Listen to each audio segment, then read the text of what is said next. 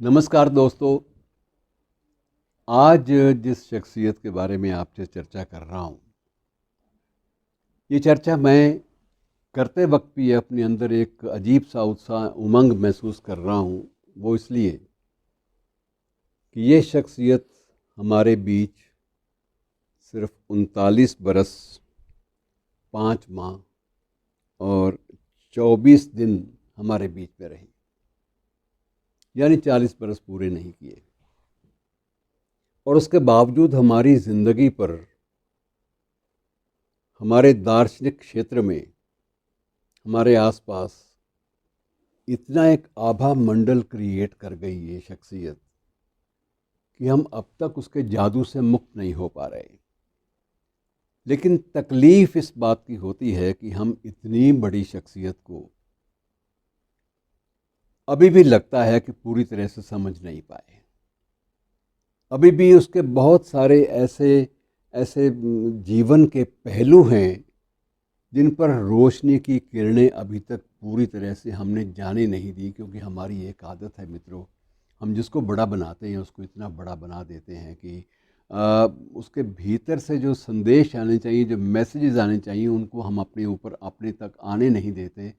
और उसकी प्रतिमा बनाकर, उसके बहुत सारे चित्र सजाकर हम धूप दीप करना जानते हैं, और चित्र सजाकर उसके बाद नमस्कार की मुद्रा और छोटे से कुछ एक पुरस्कार उनकी स्मृति में और कुछ एक और बातें करके हम एक अपने फ़र्ज़ की, अपने कर्तव्य की इति समझ लेते हैं कि हमारा फ़र्ज़ पूरा हो गया है।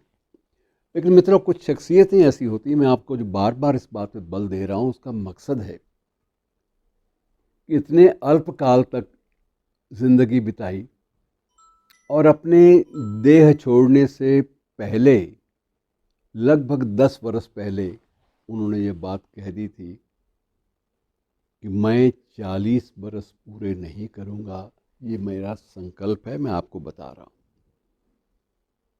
और 40 बरस में आप इनके सारी उपलब्धियाँ जो हैं, अगर आप गिनने लगेंगे तो मित्रों आपको कम से कम 50 बरस लग जाएंगे उन उपलब्धियों के विश्लेषण में ही।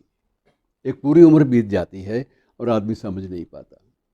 क्या आप कल्पना कर सकते हैं कि कोई भी एक शख्स इतना ज़्यादा विदेश में भी लोकप्रिय हो कि लोग उसकी एक एक लेक्चर, उसका एक एक वक्तव्य सुनने के लिए और उसको दोहराने के लिए और उसकी टेप सुनने के लिए और उसको बार बार आत्मसात करने के लिए, बार बार उस पर विचार करते रहने के लिए लोग आज भी लालायित रहते हैं। आज भी लोग तरसते हैं कि इस बात को दोबारा यार एक बार फिर रिपीट करो, कुछ इसके नए अर्थ समझ में आ रहे हैं।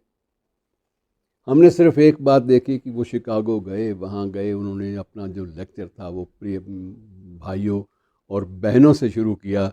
इसी बात पे तालियां बजी और हम लोग बड़े खुश हो गए। मित्रों, ये कहानी यहाँ छोटी सी कहानी तक इसको सीमित ना कीजिए। आप अंदाज़ा लगाइए उसकी स्मृति का बंदे की, कि जो गहनता के साथ जो पुस्तक पढ़ी है, पुस्तक पढ़ने के बाद अगर आप कहेंगे कि वो वर्बैटम उस पुस्तक को दोहराए, शब्दशः दोहराए, तो आपके सामने दोहरा के दिखा देगा और आपको कहेगा अगला अगला पन्ना पलटिए। इतनी गहनता के साथ इनका अध्ययन होता था। और उनके बारे में बहुत सारी बातें मशहूर थी कि एक बार इन्होंने किताब किसी यात्रा के दौरान किसी सहयात्री से किताब मांगी, सहयात्री ने किताब दे दी। इन्होंने यात्रा के दौरान ही वो सारी किताब पढ़ ली और उसके बाद जब यात्री जब उतरने लगा, उसने कहा मेरी किताब तो वापस कर दीजिए। कहने लगे किताब तो तुम्हारी है ही नहीं। झगड़ा हुआ। वहाँ के जो भी न्यायाधीश था या दंडाधिकारी था, उसके पास मामला गया और वहाँ इन्होंने कहा जी किताब तो मेरी है। तो उसने कहा नहीं जी, किताब इन्होंने मुझसे मांगी थी पढ़ने के लिए। अब इनका ये तर्क था कि अगर किताब मैंने पढ़ने के लिए मांगी थी तो इस किताब का कोई अंश आप मुझे सुना दीजिए, मैं मान लूँगा कि आपकी है। उसने कहा जी मैं ऐसे थोड़ी पढ़ता हूँ, मैंने पढ़ ली किताब, 2-3 बार पढ़ी है, लेकिन अब ये थोड़ी होता है कि मैं किताबें याद करता फिरूँ। तो इनका उत्तर था कि मेरे पास इस बात का प्रमाण है कि किताब मेरी है, और प्रमाण ये है कि मैं किताब का शुरुआती अंश पढ़ना शुरू करता हूँ, किताब आपके हाथ में है, और जब भी पेज ख़त्म होगा मैं आपको बताऊँगा कि पृष्ठ ख़त्म हो चुका है, अगला पृष्ठ पलटिए और इस तरह से जब इन्होंने ये करिश्मा कर दिखाया तो जो न्यायमूर्ति था वो हंसकर बोला कि मैं मानता हूँ कि किताब तो उसी की है जो रो रहा है, लेकिन इस पर अधिकार नहीं है, इस शख्स का अधिकार आपका ही है। कि जो आदमी इतने मनोयोग से, इतने गहन अध्ययन के साथ चीज़ों को आत्मसात करता है, उनको अपने जहन में बिछा लेता है, उसका हक बनता है वो उस ज्ञान का प्रवर्तक कहलाए, उस ज्ञान का स्वामी कहलाए। इन्होंने बाद में स्वीकार किया किताब मेरी नहीं थी, लेकिन मैं इनको आभास कराना चाहता था कि पुस्तक जो अगर किसी के पास है अच्छी पुस्तक तो उसको पढ़ना चाहिए। इन्होंने अब तक नहीं पढ़ी, किताब पुरानी हो गई है, इसके पन्ने पुराने हो चुके हैं और मैंने एक बार पढ़ी, मैं उसको भुला नहीं पाया क्योंकि मैंने मनोयोग से पढ़ी। किताब इतनी गहरी है, इतनी गहन है।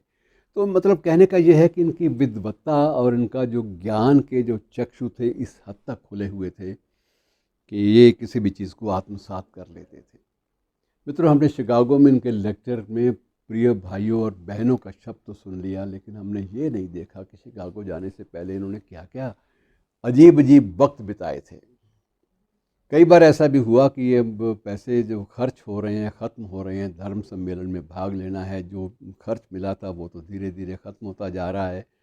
तो कई बार रेलवे के प्लेटफॉर्म में एक विदेशी शहर में जहाँ ठंड कड़ाके की पड़ती है, वहाँ रेलवे के प्लेटफॉर्म पे भी इनको सोकर रात काटनी पड़ी कि इसके अलावा कोई चारा नहीं है कि मैं कहीं किसी होटल में या किसी और के पास जाके रह नहीं सकता, मेरे पास पैसे नहीं हैं।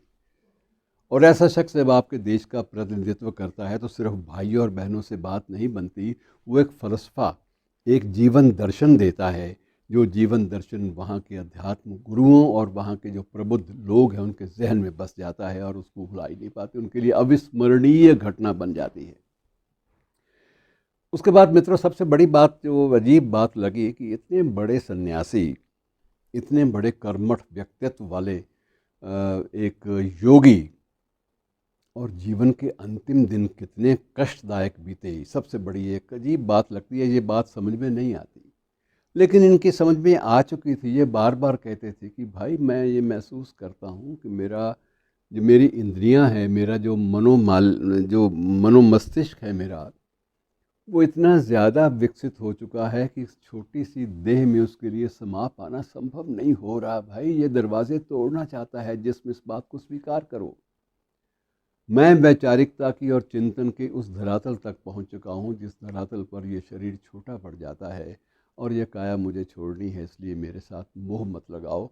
मेरे ऊपर शोक व्यक्त करने की कोई ज़रूरत नहीं है। जब मैंने 10 साल पहले कहा था कि मैं 40 वर्ष से ज़्यादा नहीं जी पाऊंगा, तो मैंने उस वक्त भी सोच कर कहा था कि मैंने ज़िंदगी में एक एक पल को ज्ञान और जागृति फैलाने के लिए खर्च करना है, और ये काम इतना लंबा है कि मैं जितनी जल्दी करूँगा शायद कुछ उसका अंश पूरा हो पाए। आज भी पूरा नहीं हुआ। मित्रों, ऐसी शख्सियत को उनके जन्मदिन पर याद करना एक अंदर पावनता का एहसास जगाता, एक नई रोशनी देता है। और ऐसी महान शख्सियत को नमन, जिस पर उनके गुरु को भी गर्व था और पूरे देश को, पूरी एक सभ्यता को, पूरी तहजीब को गर्व है जिन पर। ऐसी महान शख्सियत को याद करना ज़रूरी है हम सब के लिए। शुक्रिया दोस्तों।